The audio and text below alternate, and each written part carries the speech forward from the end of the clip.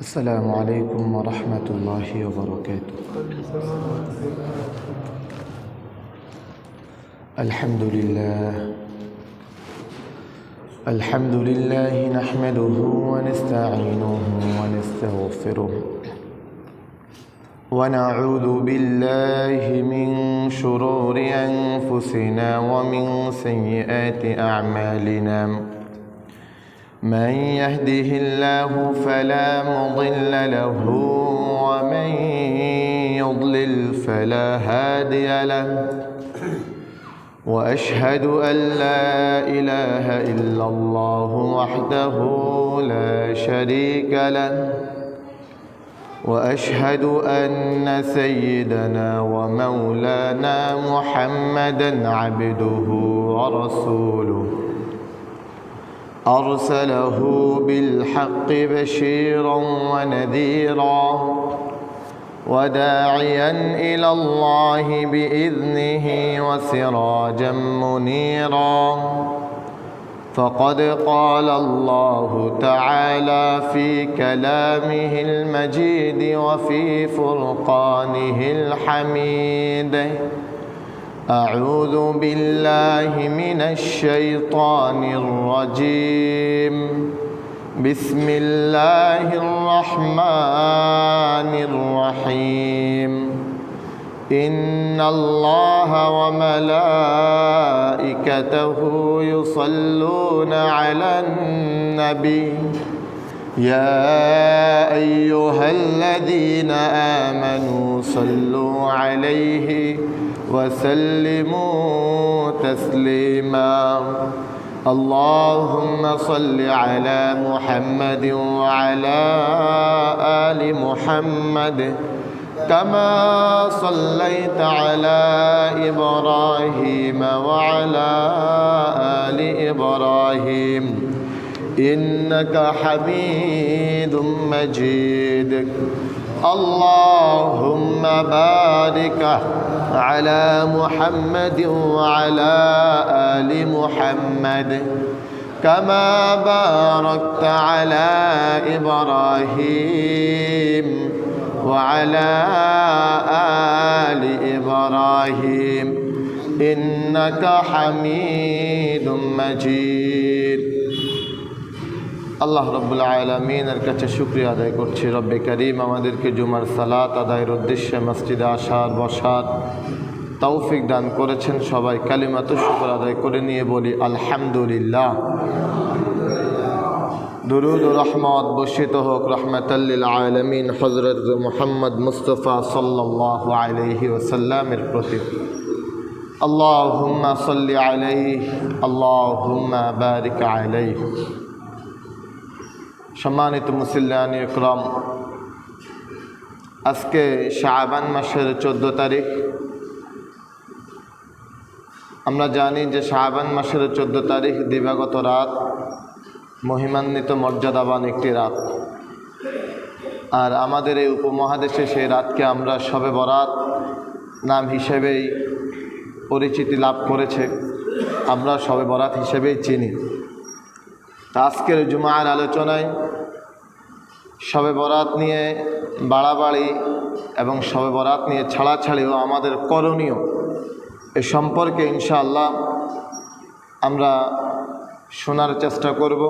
আল্লাহ রাব্বুল আলামিন আমাদেরকে উত্তম এবং গুরুত্বপূর্ণ কথাগুলো শুনে সে অনুযায়ী আমল করার তৌফিক দান করুন। সম্মানিত হাজিরিন, শবে বরাত এর নামকরণ, সব শব্দটির অর্থ হলো রাত। এটি একটি ফার্সি শব্দ। আর ফার্সিতে বারাত এটির অর্থ হলো ভাগ্য। তো উভয়টা যদি ফার্সি অর্থ নেওয়া হয় তাহলে শবে বরাত হলো ভাগ্য রজনী, বাংলায় অর্থ দাঁড়ায়। আর সব শব্দটি ফার্সি নিলে বারাত শব্দটি যদি আরবি হিসেবে নেওয়া হয় তাহলে হয় মুক্তি। শবে বরাত অর্থ হলো মুক্তির রাত। তো আমরা কোন অর্থটা নেব? আমরা দ্বিতীয় যে অর্থ, শবে বরাত অর্থ মুক্তির রজনী, এ অর্থেই আমরা শবে বরাতকে গ্রহণ করি। তবে কিছু ভাই আছেন যারা শবে বরাতকে ফার্সির অর্থতে গ্রহণ করেন ভাগ্য রজনী হিসাবে। ছোটবেলায় আমরা যেমন শুনতাম আপনারাও তেমন শুনতেন যে শবে বরাত হলো এমন একটি রাত যেই রাতে 1 বছরের ভাগ্যকে লিপিবদ্ধ করা হয়, এটা একটি ভাগ্য রজনী। তো যারা এটা বলতেন তারা প্রমাণও পেশ করতেন। কোরআন থেকে একটি সূরার কিছু আয়াত আছে, সূরাতুদ দুখানের শুরুর দিকের কিছু আয়াত। আল্লাহ রাব্বুল আলামিন বলেন, হামিম ওয়াল কিতাবিল মুবিন ইন্না আনজালনাহু ফি লাইলাতিন মুবারাকাতিন ইন্না কুন্না মুনজিরিন ফিহা ইউফরাকু কুল্লু আমরিন হাকিম। আল্লাহ রাব্বুল আলামিন বলেন হামিম, হুরুফুল মুকাত্তাআত, যে হরফগুলোর অর্থ শুধুমাত্র আল্লাহ রাব্বুল আলামিনই ভালো জানেন। দ্বিতীয় আয়াত আল্লাহ রাব্বুল ইজ্জাত ওয়াল জালাল বলেন ওয়াল কিতাবিল মুবিন, সুস্পষ্ট কিতাবের শপথ। অর্থাৎ আল্লাহ রাব্বুল আলামিন সরাসরি কোরআনুল কারীমের শপথ করছেন যে সুস্পষ্ট কিতাবের শপথ। কোন সুস্পষ্ট কিতাব? তার পরিচয় রব নিজেই দিচ্ছেন। তিনি বলেন ইন্না আনজালনাহ, ওই কিতাবের শপথ যেই কিতাব বান্দা আমি স্বয়ং আল্লাহ নাজিল করেছি। ফি লাইলাতিন মুবারাকাহ, একটি বরকতময় রজনীতে। ইন্না কুন্না মুনজিরিন, বান্দা তোমাদের জন্য সতর্ককারী হিসাবে এই কিতাবকে আমি নাজিল করেছি। আর ওই রজনীটা কেমন রজনী? ফিহা ইউফরাকু কুল্লু আমরিন হাকিম, ওই রজনীতে প্রত্যেকটা আদেশের সিদ্ধান্ত গ্রহণ করা হয়। ফিহা ইউফরাকু কুল্লু আমরিন হাকিম। এই আয়াতগুলোকে সামনে রেখে একদল ভাই আছেন যারা বলেন যে শবে বরাতটা হলো ভাগ্য রজনী। লাইলাতিন মুবারাকাহ, বরকতময় রজনীতে নাজিল করা অর্থে তিনারা বলেছেন যে বরকতময় রজনীটা হলো মধ্য শাবানের যে রজনী, এই রজনী। এখন এবার আমরা একটু বিষয়টারে দেখি। ওনারা যেটা বলেন যে ভাগ্য রজনীটা হলো মধ্য শাবানের রজনী, এই কথাটা আসলে কতটুকু গ্রহণযোগ্য হতে পারে? আমি চেষ্টা করতেছি বিষয়টাকে খুব সহজভাবে উপস্থাপন করার জন্যে। আপনারা মনোযোগ সহকারে শুনলে ইনশাল্লাহ বুঝতে পারবেন। প্রিয় ভাই, কোরআনুল কারীম কোন মাসে নাজিল হয়েছে আপনারা জানেন কিনা? রমজান মাসে। এখন এটা আমাদের মুখের জোরের কথা না। আপনারা বলেছেন তাই রমাদান হয়ে গেছে, বিষয়টা সেটাও না। কোরআনুল কারীমে স্বয়ং আল্লাহ নিজে বলছেন শাহরু রমাদানাল্লাযী উনজিলা ফীহিল কুরআন। আল্লাহ রাব্বুল আলামিন বলেন যে আমি এই কোরআনকে রমাদান মাসে নাজিল করেছি। রমাদান মাসে কোরআন নাজিল হয়েছে, এই সংবাদ আমাদের কাছে যিনি দিয়েছেন তিনি কে ভাই? আল্লাহ।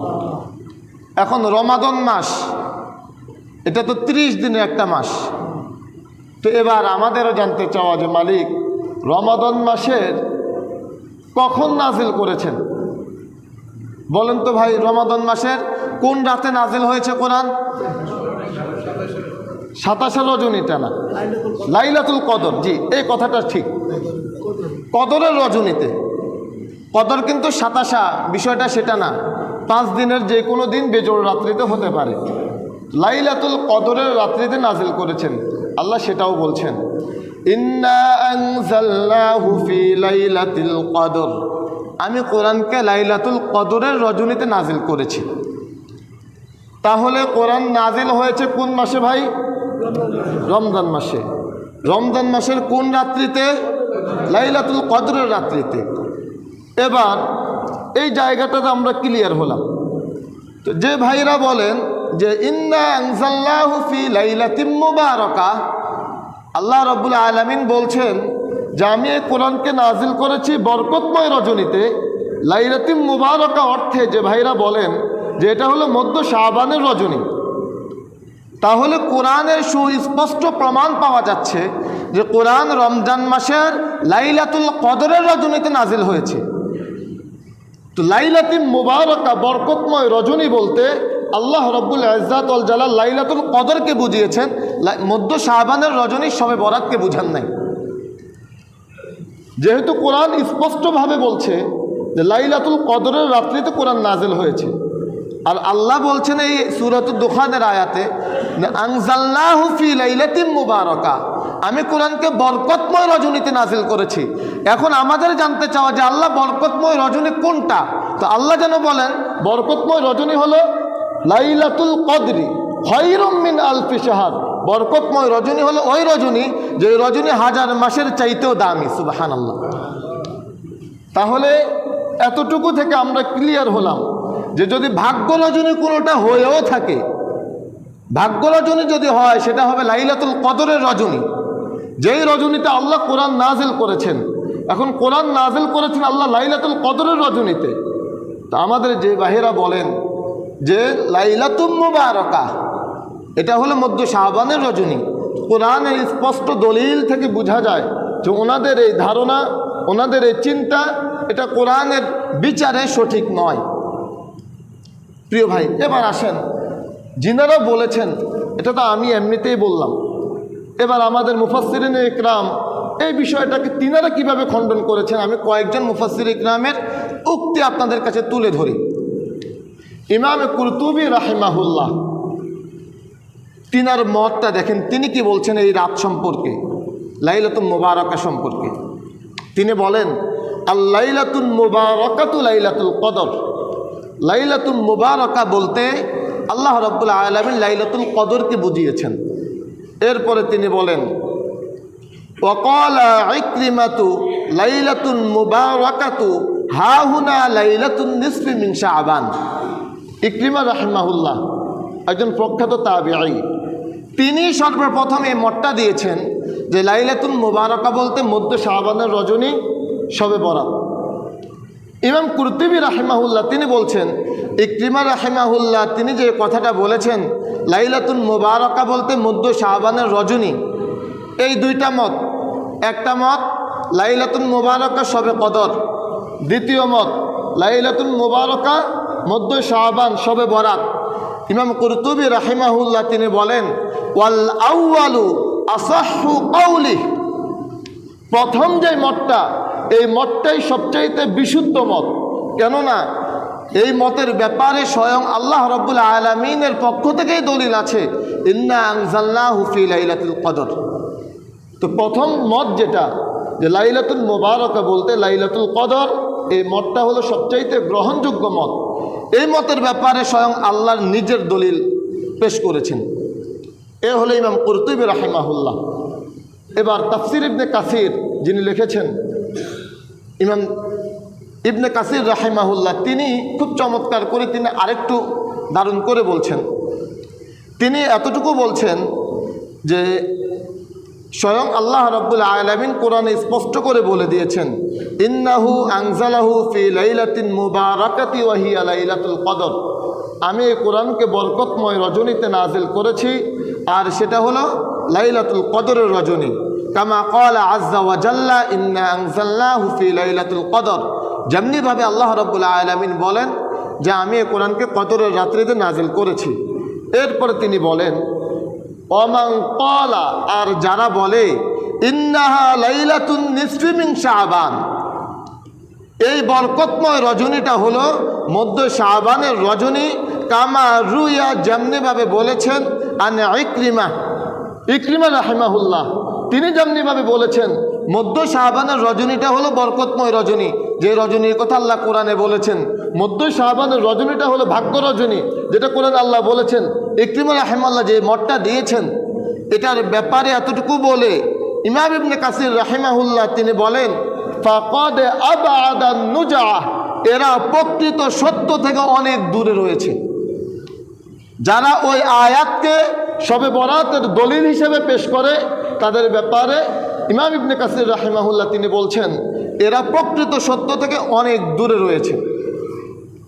এরপরে এই রাত নিয়ে যে বাড়াবাড়ি, বাড়াবাড়ি সম্পর্কে একজন ওয়াইজিন ছিলেন তৎকালীন সময়ে, যার নাম ছিল জিয়াদান নুমরিয়্যু। এই ব্যক্তি তিনি বলতেন যে শবে কদরের রাত যেমন মর্যাদাপূর্ণ, তেমনিভাবে শবে বরাতের রাতটাও মর্যাদাপূর্ণ, উভয় রাতের মর্যাদা সমান। এই কথাটা তিনি বলতেন। শবে বরাত যেমন মর্যাদাপূর্ণ, শবে কদরও তেমন মর্যাদাপূর্ণ। শবে কদর যেমন মর্যাদাপূর্ণ, শবে বরাতও তেমন মর্যাদাপূর্ণ। দুই রাতকে তিনি মর্যাদার দিক দিয়ে সমান বলতেন। তখন ইমাম ইবনে আবি মুলাইকা রাহিমাহুল্লাহ তিনি বলতেছেন, এই ব্যক্তিটাকে যদি আমি আমার সামনে পেতাম আর সে যদি আমার সামনে কথা বলতো আর আমার হাতে যদি লাঠি থাকতো, লাদরাবাতহু, আমি আমার লাঠি দিয়ে তাকে ব্যথাঘাত করতাম। তো ভাই, আমরা এতক্ষণ পর্যন্ত যে জিনিসটা জানার চেষ্টা করলাম সেটি হলো শবে বরাত নিয়ে বাড়াবাড়ি।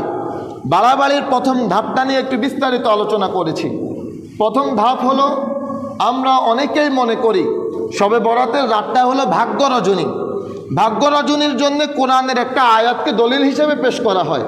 তো আমরা দলিলের মানদণ্ডে দেখলাম ভাগ্য রজনী যদি কোনোটা হয়েও থাকে, সেই ভাগ্য রজনীটা হলো কোন রাত ভাই? লাইলাতুল কদরের রাত। কেননা ওই রাতে আল্লাহ কোরআন নাজিল করেছেন। তার মানে বোঝা গেল শবে বরাত কোরআনের যে আয়াত দ্বারা প্রমাণ করার চেষ্টা করা হয়, এটা মূলত শবে বরাতের আয়াত নয়, এটা মূলত লাইলাতুল কদরের আয়াত। এখন এখানে ছোট্ট করে যে কথাটা মনোযোগ দিয়ে বুঝেন, যে কোরআন থেকে শবে বরাত প্রমাণিত হয়নি। শবে বরাত কোরআন থেকে প্রমাণিত না। শবে বরাত প্রমাণিত ঠিক, সেটা হলো হাদিস দ্বারা। বুঝছেন কিনা ভাই? শবে বরাত কোরআন দ্বারা প্রমাণিত না। শবে বরাত কি দ্বারা প্রমাণিত? হাদিস দ্বারা প্রমাণিত। শবে বরাতের প্রমাণ কোরআনে নাই, কিন্তু হাদিসে শবে বরাতের প্রমাণ রয়েছে। সে আলোচনা আমরা যাচ্ছি ইনশাল্লাহ। তাহলে বাড়াবাড়ির প্রথম ধাপ, যে ভাগ্য রজনী শবে বরাত নয়। ভাগ্য রজনী কোনটা ভাই? শবে কদর। তাহলে আমরা এখন থেকে শবে বরাতকে আর ভাগ্য রজনী বলবো না। শবে বরাত মর্যাদাবান এক রাত, শবে বরাত ফজিলতপূর্ণ এক রাত, শবে বরাত ইবাদত করার মতো এক রাত। তবে এই রাত ভাগ্য রজনী নয়। 2 নম্বর বাড়াবাড়ির বিষয়, এই রাতে আপনারা কখনো গোসল করতেন কিনা ভাই? সন্ধ্যায় আমিও করেছি। কেন? গোসল করলে মাগরিবের পর গোসল করে ওই পানি আবার গামছা দিয়ে মোছা যাবে না। ওই পানি কি গামছা দিয়ে মোছা যাবে না। পানি ঝরে ঝরে পড়তে থাকবে আর গুনে ঝরতে থাকবে। এটা হলো বাড়াবাড়ি। এমন কোনো বর্ণনা কোরআন হাদিসে নাই। এমন নিয়তে যদি গোসল করা হয়, মনে করেন আপনি সারাদিন কাজ করেছেন, কাজ করার পর আপনি মাগরিবের পরে গোসল করেন, কোনো সমস্যা নাই। কিন্তু আপনি যদি ওই নিয়তে গোসল করেন যে এখন এভাবে গোসল করলে গামছা দিয়ে পানি না মুছলে পানির ফোঁটা ঝরতে থাকবে আর গুনাহ ঝরতে থাকবে, এই নিয়তে গোসল করলে এই গোসল আপনার জন্য গুনাহের কারণ, এটা বিদআত হবে।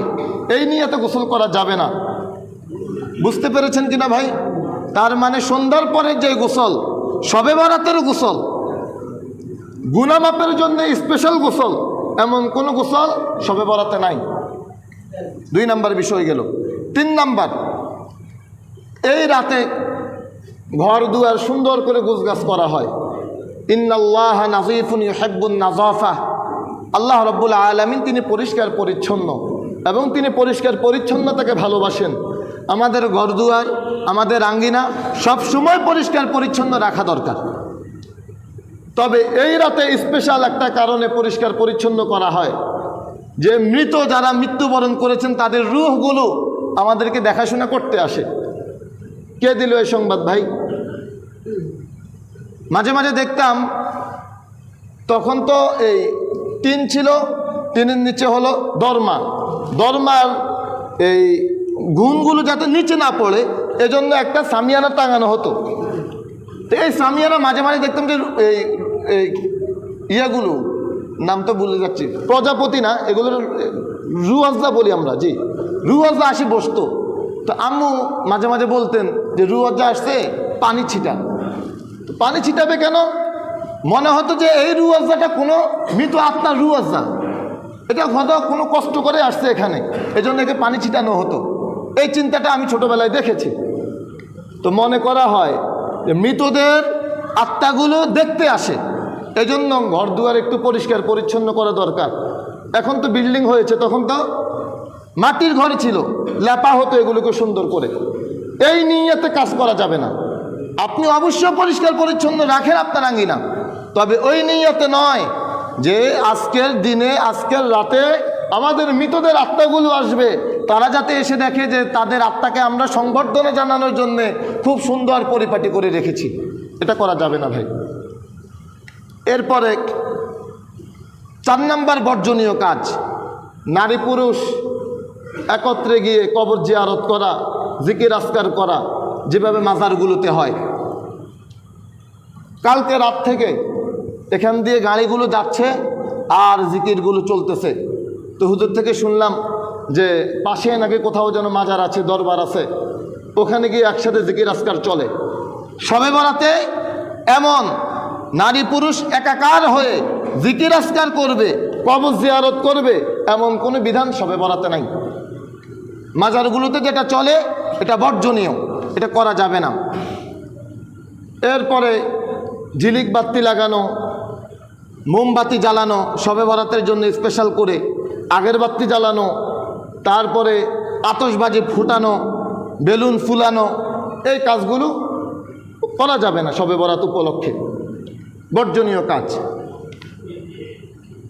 এরপরে শবে বরাতে এখন তো এটা মানে এবছর দেখা যায়নি খুব বেশি, একটা গরু জবাই করা, ভাগ বন্টন করে এটা বিক্রি করা এবছর নজরে একটা বেশি একটা পড়ে নাই। হুজুর তো বলতেছিলেন যে অন্যান্য বছর অনেক গরু জবাই হতো, কিন্তু এবছর নাই। আমি আমার আগের মসজিদে আলোচনা একবার বলছিলাম যে এক হুজুর আলোচনা করেছিলেন যে বেগানা নারীর কাপড় দিয়ে শিলানো কাঁথা গায়ে দেওয়া যাবে না। মাঘ মাস ছিল, এই গল্পগুলো আপনাদেরও আমার থেকে আরও ভালো উপস্থাপন করতে পারবেন। তো এখন মাঘ মাস তো হুজুর রাতে থেকে গেলেন, থেকে যাওয়ার কারণে তো এবার হুজুরকে তো আর কেউ কাঁথা দিচ্ছে না। হুজুর তো শীতে কাঁপতেছে, তো হুজুর বলতে ভাই কাঁথা দেন। বললো যে ভাই কাঁথা তো আমাদের নারীদের কাপড় দিয়ে কাঁথা শিলানো, বেগানা নারী, এটা তো আপনি গায়ে দিতে পারবেন না। আরেকজন বললেন যে হুজুর আপনি চৈত মাসের ওয়াজ মাঘ মাসে করে ফেলছেন, এজন্য ভাগে কাঁথা পাচ্ছেন না। তো আমরা হালুয়া রুটির বিরুদ্ধে বললেও সমস্যা নাই, এই যে শবে বরাতের গোশতের বিরুদ্ধে বললেও সমস্যা নেই। আলহামদুলিল্লাহ, এই এলাকার মানুষরা এমনিতে অনেক আন্তরিক। মনে করেন খাবার যখন আসে তখন আমরা দেখি যে সপ্তাহের প্রায় দিনেই গোশত মাছ এগুলো থাকে আলহামদুলিল্লাহ। তো আমরা যে জায়গাটাতে বলি ভাই যে শুধুমাত্র স্পেশালভাবে শবে বরাতে এটা করতেই হবে, এই চিন্তা থেকে না করা। আপনি করেন না, কোনো সমস্যা তো নাই। আপনি গোশত খেলে আমার কি লাভ, আর আপনি গোশত খেলে আমার কি লস না ভাই। আমাদের চিন্তাটার জায়গা পরিবর্তন করা, যে শবে বরাত হলে এভাবে গোশত রুটির আয়োজন করতে হবে, এটা খেতে হবে, হালুয়া রুটি বানাতে হবে, না হলে শবে বরাত অপূর্ণাঙ্গ থেকে যাবে, এটার শবে বরাতের ফজিলত কিছু কমে যাবে। এই চিন্তা থেকে বেরিয়ে আসা, এই কাজগুলো করা যাবে না। এরপরে শবে বরাত উপলক্ষে বিশেষ নামাজ 12 রাকাত নামাজ পড়া না ভাই। শবে বরাত উপলক্ষে বিশেষ 12 রাকাতের কোনো নামাজ নাই, বিশেষ 4 রাকাত, বিশেষ 8 রাকাতের কোনো নামাজ নাই। নফল নামাজ আপনি অবশ্যই পড়েন, যত মন চায় তত পড়েন। 12 কেন, আপনি সারা রাত যদি আপনি আরও বেশি পড়েন। আমি আপনার এটা একবারও বলি নাই যে শবে বরাতে আপনি নফল নামাজ পড়তে পারবেন না, না ভাই, আপনি অবশ্যই পড়েন। 12 রাকাত না, আপনি শবে বরাতে নফল নামাজ 2 করে ফজর পর্যন্ত আপনি 100 রাকাত পড়েন, কোনো সমস্যা নেই। কিন্তু আপনি যদি এই চিন্তা থেকে পড়েন যে আজকের রাতের নামাজ হলো 12 রাকাত নামাজ, তাহলে ভাই এইটা বিদআত। কিন্তু আপনি নফল নামাজ হিসেবে পড়তে 2 রাকাত করে পড়তে পারেন ফজর পর্যন্ত, তাতে কোনো সমস্যা নেই। তাহলে শবে বরাতের স্পেশাল 12 রাকাত বলে কোনো নামাজ নাই, নির্দিষ্ট করে কোনো নামাজ নাই যে একবার সূরা ফাতিহা 3 বার সূরা ইখলাস প্রথম রাকাতে, দ্বিতীয় রাকাতে একবার সূরা ফাতিহা 3 বার সূরা ফালাক, এমন কোনো নামাজ ভাই আমি কোথাও পাই নাই। মকসুদুল মুমিনিন কোনো দলিল না, ওয়াজিফা কোনো দলিল না, দলিল হলো কোরআন হাদিস। আল্লাহ রাসূল বলেছেন তারাকতু ফীকুম আমরাইন লান তাদিল্লু মা তামাসসাকতুম বিহিমা কিতাবাল্লাহ, আল্লাহর কিতাব। এরপরে কথা মকসুদুল মুমিনিন না, এটা বলেন নাই, ও সুন্নতে রাসূলিল্লাহ, এবং আল্লাহ রাসূলের সুন্নত। তো আল্লাহ রাসূলের সুন্নতে হাদিস থেকে। তো হাদিসে এমন নামাজ যে একবার সূরা ফাতিহা, তিনবার সূরা ইখলাস, একবার সূরা ফাতিহা, তিনবার সূরা ফালাক, এমন কোনো নামাজ ভাই আমার নজরে পড়ে নাই। আপনাদের কারো নজরে পড়লে তো আমাকে দেখাইন, মকসুদুল মুমিনিন থেকে দেখাইন না। মানে আপনি যদি হাদিসের নাম্বার সহ জানেন ওটা আমাকে দেখাইন। তো ভাই বাড়াবাড়ি কয়েকটা অংশ আমরা বললাম যে 1 নাম্বার এই রাতকে ভাগ্য রজনী মনে না করা, 2 নাম্বার এই রাত গুনাহ ঝরে যাবে এই নিয়তে গোসল না করা, 3 নাম্বার মৃতদের আত্মা আসবে এই তামান্না না থাকা, 4 নাম্বার নারী পুরুষ একাকার না হয়ে যাওয়া, 5 নাম্বার ঝিলিক বাতি, মোমবাতি, আতশবাজি ফুটানো এগুলো না করা, 6 নাম্বার হলো হালুয়া রুটির বিশেষ আয়োজন, এগুলোকে পরিহার করা, আর 7 নাম্বারে বললাম বিশেষ 12 রাকাত যে নামাজ আমরা মনে করি এই নামাজকেও পরিহার করা। এখানে কিন্তু বিভ্রান্ত হইয়েন না ভাই আপনারা। আমি ওই বিশেষ 12 রাকাত বলতেছি যে 12 রাকাতকে আপনি মনে করেন এটা শবে বরাতের নামাজ, এমন কোনো নামাজ নাই। আপনি 12 রাকাত আরও বেশি পড়েন, কিন্তু বিশেষ মনে করে না পড়া। আপনি শবে বরাতের জন্য নফল নামাজ বাড়াতে থাকেন, পড়তে থাকেন। এ হলো বাড়াবাড়িগুলো। এবার ছাড়াছাড়ি, অনেক ভাই স্পষ্ট করে বলেই ফেলেন যে শবে বরাত বলতে কিছু নাই কোরআন হাদিসে। কথা সত্য যে কোরআন হাদিসে শবে বরাত বলতে কিছু নাই, কথা কি সত্য। আমাদের আরবিতে একটা উক্তি আছে, কালিমাতু হাক্কিন উরিদু বিহাল বাতিল, কথা সত্য তবে মতলব খারাপ। আপনি শবে বরাত তো নাই, ঠিক আছে, এখন আমি তো বলতে পারি যে কোরআন হাদিসে নামাজ বলতে কিছু নাই। কেউ দেখাতে পারবে যে কোরআন হাদিসে নামাজ আছে? নাই তো। কোরআন হাদিসে রোজা বলতে কিছু নাই তো, নাই তো, এজন্য কি নামাজ নাই? এজন্য কি রোজা নাই? আরে ভাই এগুলো একটা পরিভাষা। আমাদের এই উপমহাদেশে ইসলামের প্রচার হয়েছে ইরাক ইরান হয়ে, এজন্য তাদের কিছু পরিভাষা আমাদের কাছে চলে আসছে। তো শবে বরাত নাই, কিন্তু লাইলাতুন নিসফি মিন শাবান তো আছে, মধ্য শাবানের রজনী তো আছে। এখন লাইলাতুন নিসফি মিন শাবান বলে না, কতজন মানুষ সালাত বলে? সবাই তো বলে যে নামাজের সময় হয়েছে, নামাজে চলো। আজকে রোজা রাখছেননি, কতজন বলে যে আজকে সিয়াম রাখছেননি, আজকে সিয়াম পালন করছেন, এটা কতজন বলে? বাংলাদেশের অধিকাংশ তো বলে যে আজকে রোজা রাখছেননি। রোজার মাস কবে, নামাজ কখন, কয়টা বাজে নামাজ দাঁড়াবে, আমরা তো ভাই এই পরিভাষাগুলোর সাথে পরিচিত। তাহলে শবে বরাত আছে, শবে বরাত হাদিস দ্বারা প্রমাণিত। শবে বরাতে আমাদের কিছু করণীয় আছে। শবে বরাতের ফজিলত দেখেন, সালফে সালিহিন যারা, তিনারা শবে বরাত যা আছে লাইলাতুন নিসফি মিন শাবান, এটা একটা হাদিস। আল্লাহ রাসূল সাল্লাল্লাহু আলাইহি ওয়াসাল্লামের প্রখ্যাত সাহাবী আবু মুসা আশআরী রাদিয়াল্লাহু তাআলা আনহু থেকে বর্ণিত, তিনি বলেন, ইন্নাল্লাহা লা ইয়াত্তালিউ ফি লাইলাতিন নিসফি মিন শাবান ফায়াগফিরু লিজামিই খালকিহি ইল্লা লিমুশরিকিন আও মুশাহিন। এখানে আল্লাহ রাসূল সাল্লাল্লাহু আলাইহি সাল্লামের যে বর্ণনাটা, ফি লাইলাতিন নিসফি মিন শাবান, মধ্য শাবানের রজনী, এটা এমন এক রজনী যে রজনীতে আল্লাহ রাব্বুল আলামিন 2 ধরনের ব্যক্তি ছাড়া বাকি সবাইকে মাফ করে দেন। সুবহানাল্লাহ। কয় ধরনের ব্যক্তিকে মাফ করেন না ভাই? 2 ধরনের ব্যক্তিকে। হাদিসে আরও অনেক হাদিসে অনেকগুলো কথা আছে।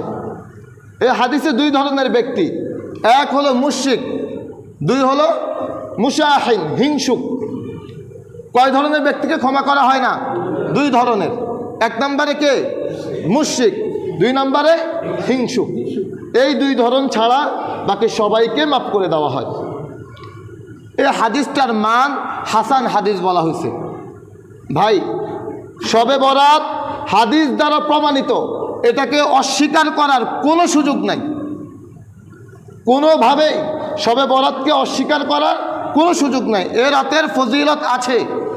এই রাতে সালফে সালিহিনরা ইবাদত করতেন, নফল নামাজ পড়তেন। এই রাতের গুরুত্ব তাদের কাছে খুব ছিল। অসংখ্য হাদিসকে সামনে রেখে এই রাতের ফজিলত প্রমাণিত। আমরা যে হাদিসকে দয়ীফ হাদিস বলি, ওই হাদিসকে রাসূল দঈফ হাদিস বলে যান নাই। আমি যে হাদিসকে সহিহ হাদিস বলি, ওই হাদিসকে রাসূল সহিহ হাদিস বলে যান নাই। ইমামরাও হাদিসকে সহিহ হাদিস বলছেন, ইমামরাও হাদিসকে দঈফ হাদিস বলছেন, ইমামরাও হাদিসকে হাসান হাদিস বলেছেন। এগুলো নিয়ে লম্বা আলোচনা। শুধুমাত্র আমরা আম মানুষ, আমরা সাধারণ মানুষ, আমরা এতটুকু বুঝা যে শবে বরাতের ফজিলত আছে, গুরুত্ব আছে। আমরা এই শবে বরাতের ফজিলত পালন করব, গুরুত্ব দিয়ে পালন করার চেষ্টা করব। সেই পালনের ধরন কেমন হবে সেটা সম্পর্কে আমাদের আলোচনা থাকবে ইনশাল্লাহ। তো ভাই, আমাদের সালফে সালিহিন যারা ছিলেন তিনাদের কয়েকটা উক্তি আমি আপনাদের কাছে পেশ করি। ওমর ইবনুল আব্দুল আজিজ রাহিমাহুল্লাহ তিনি বসরার গভর্নরকে একটা চিঠি পাঠাইছেন। সেই চিঠিতে তিনি লিখলেন, বিআরবাঈ লায়ালিন ফিস সানাতি, পুরো একটা বছরের মধ্যে 4টা রাতকে তুমি খুব গুরুত্বের সহকারে কাটানোর চেষ্টা করবে। এক বছরে কয়টা রাত ভাই? 4টা রাত। কোন সে 4টা রাত? ইমাম ওমর ইবনুল আব্দুল আজিজ রাহিমাহুল্লাহ তিনি বলেন, ফাইন্নাল্লাহা ইয়াফরিগু ফীহিন্নার রাহমাহ, ওই 4টা রাতে আল্লাহ রাব্বুল আলামিনের রহমত অঝোর ধারায় নাজিল হতে থাকে। সুবহানাল্লাহ। সেই 4টা রাত কোন কোন রাত? 1 নম্বরে তিনি বলছেন, আউয়ালু লাইলাতিন মিন রজব, রজব মাসের প্রথম রজনী। এরপরে ওয়ালাইলাতুন নিসফি মিন শাবান, এবং শাবানের মধ্য রজনী। 3 নম্বর রাত ওয়ালাইলাতুল ফিতর, ঈদুল ফিতরের রাত। 4 নম্বর ওয়ালাইলাতুন নাহার, ঈদুল আজহার রাত। কয়টা রাত ভাই? 4টা। 1 নম্বরে কোন রাত বলেছেন? রজবের প্রথম রাত। 2 নম্বরে শাবানের মধ্যরাত মানে শবে বরাতের রাত। 3 নম্বরে ঈদুল ফিতর। 4 নম্বর ঈদুল আজহা। ইমাম শাফিঈ রাহিমাহুল্লাহ তিনি 5টা রাত বলেছেন। ইমাম শাফিঈ রাহিমাহুল্লাহ কয় রাতের কথা বলছেন? 5 রাত। আগের জন কয় রাতের কথা বলছেন? 4 রাত। ইমাম শাফিঈ ওই 4টা রাত আছে, সাথে একটা রাত যোগ করছেন, সেটা হলো শুক্রবারের রাত। তিনি আরেকটা রাত যোগ করে কোন রাত করেছেন? শুক্রবার রাত। এই 5 রাতের কদর করার জন্য তিনি বলেছেন। ইমাম ইবনে তাইমিয়া রাহিমাহুল্লাহ আমাদের সালাফদের অন্যতম একজন মানুষ, ইমাম ইবনে তাইমিয়া রাহিমাহুল্লাহ তিনি লাইলাতুন নিসফি মিন শাবান সম্পর্কে বলছেন, ওয়া আম্মাল লাইলাতুন নিসফি মিন শাবান ফাফিহা ফাদলুন, লাইলাতুন নিসফি মিন শাবান এটা অবশ্যই অনেক মর্যাদাবান একটি রাত। এবং তিনি বলেন, ওয়া কানা সালাফি মান ইউসাল্লি ফিহা, আমাদের সালফে সালেহিনরা এই রাতে নফল নামাজ পড়ে অতিবাহিত করতেন। ইমাম ইবনে তাইমিয়া রাহিমাহুল্লাহ তিনি এটা বলছেন, এই রাতকে সালফে সালেহিনরা নামাজ পড়ে নফল ইবাদত করে অতিবাহিত করতেন। তাহলে এতক্ষণ পর্যন্ত আমরা শুনে যেটা বুঝলাম, শবে বরাত দামি না বেদামি ভাই? শবে বরাত দামি না বেদামি? দামি। শবে বরাত কত দামি? আমাদের আব্দুল্লাহ জাহাঙ্গীর রাহিমাহুল্লাহ তিনি বলছেন যে আমাদের দেশের মানুষের ধর্মীয় জ্ঞানের চাইতে ধর্মীয় আবেগ বেশি। আমাদের দেশের মানুষেরা ফজরের নামাজের চাইতেও শবে বরাতকে বেশি গুরুত্ব দেয়, ফরজ ইবাদতের চাইতেও শবে বরাতকে বেশি গুরুত্ব দেয়। এই কারণেই আমাদের ওই ভাইরা বলতে পারেন যে শবে বরাত বলতে কিছু নাই। কারণ কি? কারণ শবে বরাত তো নফল। শবে বরাত তো তার জন্য যে ফরজ পালন করে, ফরজ নামাজ যে পড়ে, ফরজ ইবাদত যে নিয়মিত করে, শবে বরাত তো তার জন্য। এই যে আমার এই মাথার টুপিটা, মনে করেন 220 টাকা বরাবর টুপি। ভাই বলেন তো কত শবে বরাত? আমার যেমন 220 টাকা সমান সমান একটা টুপি, কত শবে বরাত সমান সমান 1 ওয়াক্ত ফরজ নামাজ। জীবনের কত শবে বরাত সমান সমান 1 ওয়াক্ত ফজরের নামাজ।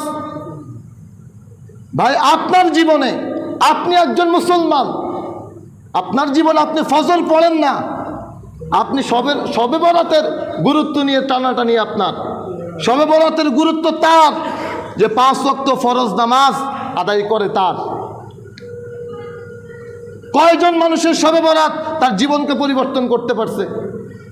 প্রতি বছর শবে বরাত পালন হয়, মসজিদ ভরপুর হয়, দোতলা তিনতলা ভরপুর হয়, কিন্তু এর পরের দিন আবার ফজরের নামাজ 2 কাতার 3 কাতার। এই আলোচনা বুঝা, এই আপনার শবে বরাত, এই শবে বরাত সারা জীবন পালন করলেও, শুধু আপনার জীবন কেন, পৃথিবীর সূচনা লগ্ন থেকে পৃথিবী ধ্বংস হয়ে যাওয়া পর্যন্ত প্রতি রাত যদি শবে বরাত হয়, প্রত্যেকটা রাত শবে বরাত, আপনি প্রত্যেকটা রাত নফল ইবাদতে কাটাইছেন আর ফজরে 1 ওয়াক্ত পড়েন নাই, এই সারা জীবনের ফজর শবে বরাত আর ওই ফজর জীবনে এক হবে না। তো ভাই, যেটা বলার জন্যে শবে বরাত অবশ্যই দামি, তবে ফজরের চাইতে বেশি দামি নয়। শবে বরাত অবশ্যই দামি, তবে জহুরের চাইতে বেশি দামি নয়। এজন্যে শবে বরাত পালনের সাথে সাথে আপনি এই নিয়ত করা যে আমি আমার জীবনে কখনো আর ফরজ সালাতকে ছেড়ে দিব না, আমি আমার জীবনে কখনো আর ফরজ ইবাদতগুলোকে ছেড়ে দিব না, আমি আমার জীবনে কোনো গুনাহ করব না, কোনো নেকি ছাড়ব না, প্রত্যেকটা নেকিকে ধরে ধরে করার চেষ্টা করব, প্রত্যেকটা গুনাহকে দেখে দেখে ছেড়ে দেওয়ার চেষ্টা করব। এই নিয়ত করার চেষ্টা করা ভাই, তাহলে শবে বরাত অবশ্যই দামি। আমরা এই দামি রাতে ইবাদত অবশ্যই করব, সালফে সালিহিনরা যেভাবে করেছেন, নিজের সাধ্যমতো নফল নামাজ পড়ব। সেই নফল নামাজ নিয়েও তখনকার সময়ে যখন মসজিদে জমায়েত হয়েছিল, আলেম ওলামাদের মধ্যে তখনই 2 ভাগ হয়েছিল। এটা এখন বিভক্তি সেটা না, তখন থেকেই বিভক্তি, যে শবে বরাতের জন্যে স্পেশাল করে মসজিদে জমায়েত হওয়ার বিধান নাই, এভাবে করা যাবে না। আপনি নফল নামাজ পড়বেন, একাকী পড়েন, নিজের ঘরে একাকী নফল নামাজ পড়েন। তো আমরা এই আমলটাই করার চেষ্টা করা, যে একাকীভাবে ইবাদত বন্দিকে করা। বাকি আলহামদুলিল্লাহ মানুষ আস্তে আস্তে বুঝতেছেন। এখন যেটা করা হয় এটার একটা কারণ আমরা বলি, কি কারণ, যে অন্তত এই শবে বরাতের মাধ্যমেও যদি মানুষের কিছু পরিবর্তন হয়। আসলে এই নিয়তে হয়তো আমাদের আলেম ওলামারা এই কাজটা করেছেন, যে অন্তত মানুষের যদি কিছুটা তাসির হয়, মানুষ যদি কিছুটা পরিবর্তন হয়। তো ভাই, আপনার কাছে এটা তুলে ধরা হলো যে শবে বরাতের চাইতে ফজরের গুরুত্ব অনেক বেশি ভাই। তা আপনি সেই মানুষটা শবে বরাতের গুরুত্ব দিচ্ছেন ভাই, আপনি কেন ফজরের গুরুত্ব দেন না? আপনি কেন জোহরের গুরুত্ব দেন না ভাই? 5 ওয়াক্ত নামাজের গুরুত্ব কেন দেন না ভাই? শবে বরাতে আপনি হুমড়ি খেয়ে আসেন, কিন্তু আপনি 5 ওয়াক্ত নামাজে কেন আসেন না ভাই? এটা তো স্পষ্ট, কোনো আলেম এটার সাথে দ্বিমত নাই যে ওই 5 ওয়াক্ত নামাজের চাইতে শবে বরাত দামি নয়, ওই 5 ওয়াক্ত নামাজের চাইতে শবে বরাত দামি না। শবে বরাত তার জায়গা, সে দামি, কিন্তু ওই 5 ওয়াক্ত নামাজকে অতিক্রম করে সে যেতে পারে না। তো ওই 5 ওয়াক্ত নামাজেরও কদর করা ভাই। তো আলহামদুলিল্লাহ আমাদের এই মসজিদেও আয়োজন করা হচ্ছে। এসার পরে আমরা খুবই সংক্ষিপ্ত সময়ে কিছু কথাবার্তা বলবো, এরপরে নিজের সাধ্যমতো ইবাদত করা আর 5 ওয়াক্ত নামাজের জামাতের সাথে আদায় করার চেষ্টা করবো তো ইনশাল্লাহ ভাই। আপনারা যদি আমরা 5 ওয়াক্ত নামাজ জামাতের সাথে আদায় করি, আর যদি ওই 2 গুণা, অনেকেই বলে যে শবে বরাতের আমল কি? শবে বরাতের আমলটা মূলত করার আমল না। শবে বরাতের আমলটা মূলত কি? করার আমল না, ছাড়ার আমল। কি ছাড়বেন? শিরক ছেড়ে দিবেন। কি ছাড়বেন? হিংসা ছেড়ে দিবেন। আপনি যদি শিরক ছেড়ে দিতে পারেন, আপনি যদি হিংসা ছেড়ে দিতে পারেন, আরে ঈশা জমাতে পড়েন, ফজর জমাতে পড়েন, আপনি ঘুমালেও আল্লাহ রাব্বুল আলামিন এই রাতে আপনাকে ক্ষমা করে দিবেন। সুবহানাল্লাহ। তো আপনার মূল কাজ 2 আমল, ছাড়ার আমল কয়টা? 2টা। কি ছাড়বেন? শিরক। কি ছাড়বেন? হিংসা। এই 2টা, যারা এই 2টা ছেড়ে দিতে পারবে, যার জীবনে শিরক থাকবে না তাকে আল্লাহ ক্ষমা করে দিবে। যার জীবনে হিংসা থাকবে না তাকে আল্লাহ রাব্বুল আলামিন এই রাতে অবশ্যই ক্ষমা করে দিবেন। এখন আমাদের সালফে সালিহিনরা তিনারা চিন্তা করছেন এভাবেই, যে আমাদের যদি একজন মেহমান আজকে বলা হয় যে কানুগাদি মসজিদে একজন অতিথি আসবেন, তিনি মসজিদের জন্য কিছু বড় একটা অনুদান দান করবেন। এই ব্যক্তি যখন আসে, ইনার আপ্যায়নের জন্যে আমরা কত বিশাল আয়োজন করি, ওনাকে একটু মেহমানদারি করাবো, উনি আসবেন এই জন্যে। তো যেন বিষয়টা এমনই যে আমার রব আমাকে ক্ষমা করবেন, আর আমি আমার রবের জন্য কিছুই করব না, আমি আমার রবের জন্য একটু গোলামি করব না, আমি আমার রবকে একটু সেজদা দিব না। ভাই এটা তো হতে পারে না। তো আমার রব যেহেতু এই রাতে স্পেশালভাবে বান্দাদেরকে ক্ষমা করে দেওয়ার জন্য ঘোষণা দিয়েছেন এবং হাদিস দ্বারা সেটা প্রমাণিত, তো আমার রব যে রাতে আমাকে ক্ষমা করবেন ওই রাতে আমি ঘুমিয়ে কাটাই কিভাবে? এই জন্য সালফে সালিহিনরা এই রাতে ইবাদতে কাটানোর চেষ্টা করেছেন। আল্লাহ রাসূল আরেক হাদিসে বলেছেন, কুমু লাইলাহা, যে তোমরা দাঁড়িয়ে দাঁড়িয়ে এই রাতে নফল নামাজ পড়ো। তাহলে এই রাতের নফল নামাজ কত রাকাত? নির্দিষ্ট কোনো রাকাত আছে? নির্দিষ্ট কোনো রাকাত নাই। আপনি যত পারেন পড়তে থাকেন। তাহলে 1 নাম্বার কাজ, মূল আমল হলো ওই দুইটা, যে যদি শিরক থাকে শিরক ছেড়ে দেন, যদি হিংসা থাকে হিংসা ছেড়ে দেন। এই 2 কাজ করার পরে এরপরের কাজ কি? নফল নামাজ পড়া। এরপরের কাজ কি? জিকির আজকার করা, কোরআন তেলাওয়াত করা, আল্লাহর কাছে দোয়া করা, কান্নাকাটি করা। এইগুলো হলো আজকে রাতের মূল কাজ। আর হলো যে আগামীকাল কি শবে বরাতের রোজা রাখবেন কিনা, এটা বলে আলোচনা শেষ করি। শবে বরাতের রোজা কয়টা? আজকে এক ভাই জিজ্ঞাসা করলেন শবে বরাতের রোজা কয়টা?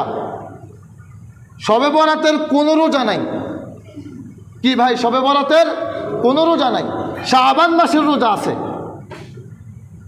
বলেন, শবে বরাতের রোজা আছে? নাই। রোজা আছে কার? শাবান মাসের। আপনি শবে বরাতের রোজা রাখার জন্য আপনি কত পেরেশান, অথচ আপনাকে বলা হয়েছে যে আল্লাহ রাসূল পুরো শাবানই রোজা রাখার চেষ্টা করছে। তা আপনি এই পুরো শাবানে আর একটা রোজা রাখতে পারলেন না, শুধু এটা নিয়ে টানাটানি শুরু করলেন। আর 15 শাবানের রোজা রাখা যাবে, সে রাখা যাওয়ার পদ্ধতিটা কেমন হবে? পদ্ধতিটা হবে যে আমি শাবান মাসের রোজা রাখতেছি। কোন মাসের রোজা ভাই? না শবে বরাতের, না শবে বরাতের না, কোন মাসের? শাবান মাসের রোজা। এই নিয়তে রাখা যাবে। 2, চাঁদের 13, 14, 15 এই 3 দিন হলো আইয়ামে বীজের রোজা। এই নিয়তে রাখতে পারেন যে আমি আইয়ামে বীজের রোজা রাখতেছি। আপনি শবে বরাতের রোজা যেটা আমরা বলি, এই শবে বরাতের রোজা রাখার কথা যে হাদিসে এসেছে, এই হাদিসের ব্যাপারে মুহাদ্দিসিন ইকরাম, অধিকাংশ মুহাদ্দিসিন ইকরাম বলেছেন যে একটু যে সুমু ইয়াউমাহা, এই অংশটা বাড়তি অংশ, একটু হাদিস নয়, একটু পরবর্তীতে যোগ হয়েছে। তাহলে আমরা 15 শাবানের রোজা রাখবো, সেটা 2টা নিয়তে। 1, শাবান মাসে রাসূল রোজা রেখেছেন ওই নিয়তে। এজন্য আমরা বলি শুধুমাত্র 15 শাবানের রোজা রাখেন না ভাই, আপনি শাবানের আরও কিছু রোজা রাখেন রমাদানের প্রস্তুতির জন্যে। রাসূল যেভাবে রেখেছেন শুধুমাত্র 15 শাবান না। অনেকে বলে যে আমল কমাই দিচ্ছে ওনারা, নতুন নতুন কথা বলে আমল কমায়। ভাই আপনার আমল কমাই লোকে? আপনাকে বলা হলো যে আপনি শাবানের 1 থেকে 27 তারিখ পর্যন্ত পুরোটা রোজা রাখেন। আপনাকে বলা হলো যে শুধুমাত্র 15 শাবানের শবে বরাতেরটা রাখেন না, আপনি ওইটা রাখেন, তা আমল কমলো কই? আপনার 27টা রাখার কথা বলতেছি। আপনি বলেন যে 12 রাকাতের নফল নামাজ বাদ দিয়ে দিতেছে। আরে ভাই 12 রাকাত তো আপনারা ওই চিন্তার কারণে বাদ দিচ্ছি। আপনারা তো বললাম যে আপনি 100 রাকাত পড়েন, তা আমল কমলো কই? আপনি বাড়ান আমল, কিন্তু সে পদ্ধতিটা হতে হবে রাসূলের, সে পদ্ধতিটা হবে সুন্নাহপন্থী। আপনি যখন কোনো ইবাদতকে নির্দিষ্ট করে ফেলবেন তখন তার জন্য সুবুত দরকার, দলিল দরকার, নির্দিষ্ট করে ফেললে। আর যখন নির্দিষ্ট করবেন না তখন তার জন্য ভালো কাজের জন্য দলিলের প্রয়োজন নাই। রাসূল জুতা পায়ে দিয়েছেন, আমি ডান পায়ে জুতা পায়ে দেবো, এটা সুন্নাত। এখন রাসূল যেই জুতা পায়ে দিয়েছে, তিনি যেই কোম্পানির জুতা পায়ে দিয়েছেন, ভাই আমি কি ওই কোম্পানির জুতা পায়ে দিই? আমি কি ওই জুতা পায়ে দিই? না, রাসূল জুতা পায়ে দিয়েছেন যেই পদ্ধতিতে, আমি যদি ওই পদ্ধতিতে জুতা পায়ে দিই তাহলে সুন্নাত আদায় হয়ে গেল। যদি আমি নির্দিষ্ট করে ফেলি যে 12 রাকাত, তাহলে 12 রাকাতের জন্য দলিল লাগবে। আর যদি আমি নির্দিষ্ট না করি 2 রাকাত, 4 রাকাত, 6 রাকাত, 8 রাকাত, তাহলে কোনো সমস্যা নেই। রাতের নফল নামাজ 2 করে রাসূল পড়েছেন, যা পারেন পড়েন, আপনার সাধ্যে যতটুকু কুলায়। তো ভাই আমরা সিয়ামের ব্যাপারে বলতেছিলাম যে শুধুমাত্র 15 শাবানের সিয়াম, শুধুমাত্র শবে বরাতের সিয়াম পালন করেন না, আর আপনি অবশ্যই সিয়াম পালন করেন। সেই সিয়াম হবে শাবান মাসের সিয়াম, সেই সিয়াম হবে আইয়ামে বীজের সিয়াম, সে সিয়াম হবে শীতকালীন সিয়াম, সে সিয়াম হবে সাপ্তাহিক সোম এবং বৃহস্পতিবারের সিয়াম। বুঝাতে পারলাম ভাই? যে আল্লাহ রাব্বুল আলামিন আমাকে সহ আপনাদেরকে আমল করার তৌফিক দান করুন। ওয়া আখিরু দাওয়ানা আলহামদুলিল্লাহি রাব্বিল আলামিন।